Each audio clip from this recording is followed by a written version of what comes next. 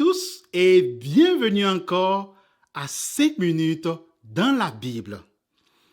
Hier, nous avons compris que se maintenir dans l'amour pour Christ, se maintenir dans l'amour pour Dieu veut dire demeurer continuellement amoureux de notre Seigneur Jésus-Christ. Veillez à ce que notre affection et notre amour pour lui ne se refroidissent point, mais plutôt grandissent, progressent, s'approfondissent.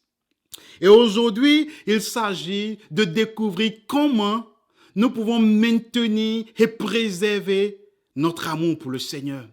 Bien que le monde et la chair désirent ardemment, vivement notre affection. Lisons encore la lettre de Jude, et cette fois-ci le verset 20. Il est écrit, « Pour vous, bien-aimés, vous édifiant vous-même sur votre très sainte foi et en priant par le Saint-Esprit. » Voici comment nous maintenons notre affection pour le Seigneur. Jude dit deux choses. En nous édifiant nous-mêmes et en priant par le Saint-Esprit. Et s'édifier soi-même, c'est de grandir spirituellement, c'est de grandir dans la foi en Christ. Et cette croissance spirituelle se réalise, s'accomplit par la lecture, par l'étude des Saintes Écritures. Et Jude emploie ici le verbe s'édifier à la forme pronominale et réfléchie, ce qui implique que nous sommes responsables de notre propre croissance. Nous devrons travailler et labourer pour la croissance spirituelle. Et laisse-moi te poser la question ce matin. Grandis-tu spirituellement avec et personnellement avec le Christ? Laboures-tu, œuvres-tu pour ta croissance spirituelle ou attends-tu que les autres te fassent grandir? Ou encore penses-tu que la croissance spirituelle viendra d'elle-même? J'en doute.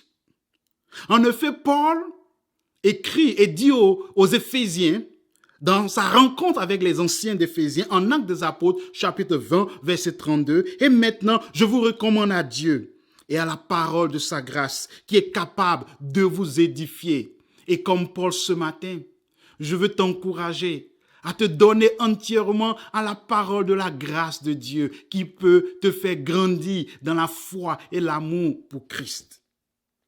Et le second moyen pour maintenir son amour pour Christ est de prier par le Saint-Esprit. Et là, je tiens à préciser que prier par le Saint-Esprit n'a rien à voir avec prier en langue ou le parler en langue. Prier par le Saint-Esprit ou prier selon le Saint-Esprit veut dire que nous prions avec l'aide du Saint-Esprit, comptant sur lui pour nous fortifier dans la prière, comptant sur lui pour diriger et guider notre prière en accord avec la volonté de Dieu. Et encore, Paul nous résume bien cela en Romains chapitre 8, verset 26, lorsqu'il dit « De même, l'Esprit aussi nous vient en aide dans notre faiblesse. En effet, nous ne savons pas ce qu'il convient de demander dans nos prières. » Je voudrais que tu saches que tu n'es pas livré à toi-même lorsqu'il s'agit de prier. Le Saint-Esprit veut t'assister. Il veut t'aider et prier à travers de toi, si seulement et seulement si tu peux demander son aide. En s'édifiant soi-même et en priant par le Saint-Esprit, nous maintenons notre affection et notre amour pour le Seigneur. Nous vivons un temps très difficile et très critique, car nous vivons les derniers temps. Et l'affection, la passion, le désir de nombreux frères et sœurs s'est refroidi.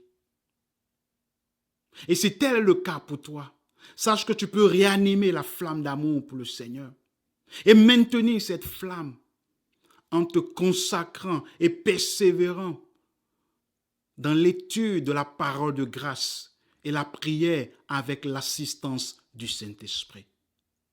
Maintenant que tu sais ces choses, va et accomplis-les afin que l'amour pour Christ, ton affection pour Christ demeure et grandisse dans ton cœur jusqu'à ce que le Seigneur, notre bien-aimé Sauveur, revienne.